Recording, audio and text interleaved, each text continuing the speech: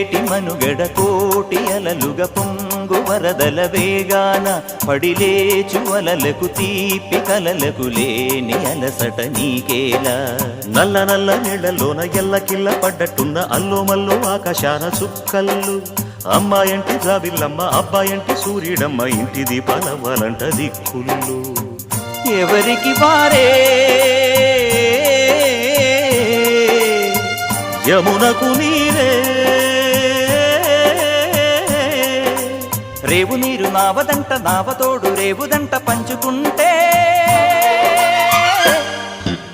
గోరువంక వాలగానే గోపురానికి